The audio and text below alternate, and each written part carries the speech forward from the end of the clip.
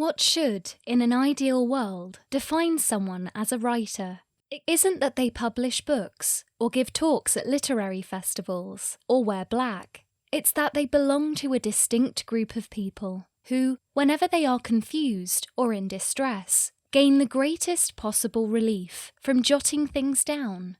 Writers, in the true sense, are those who scribble as opposed to drink, exercise or chat their way out of pain.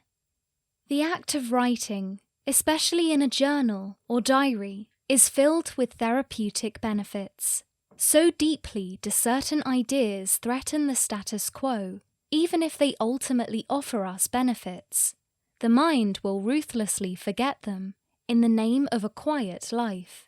But our diaries are a forum in which we can raise and then galvanise ourselves into answering the large questions which lie behind the stewardship of our lives. What do I really want? Should I leave? What do I feel for them? We may not quite know what we want to say until we've started to write. Writing begets more writing. The first sentence makes the second one clearer.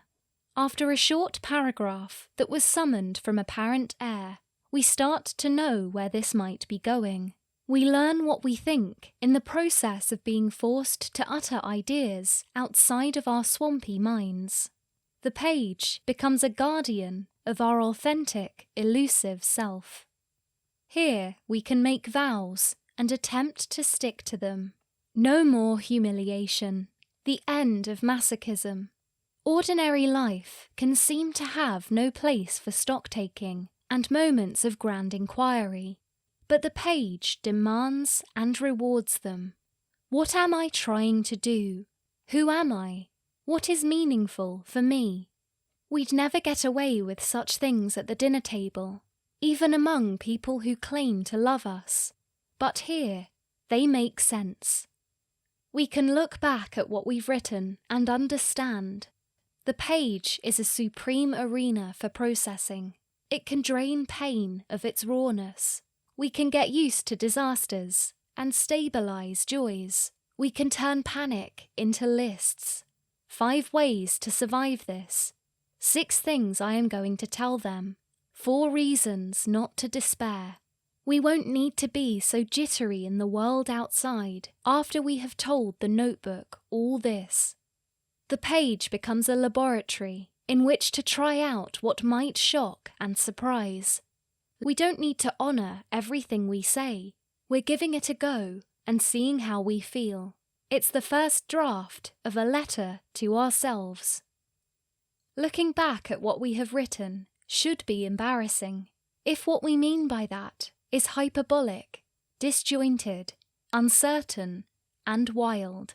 If we aren't appalled by much of what we have said to ourselves, we aren't beginning to be truthful, and therefore won't learn.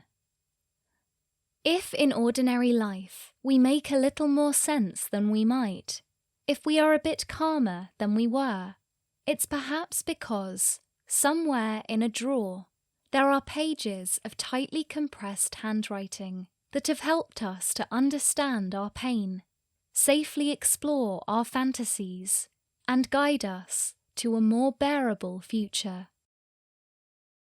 We can educate ourselves in the art of being calm, not through special teas or slow breathing, but through thinking. This book guides us through that process.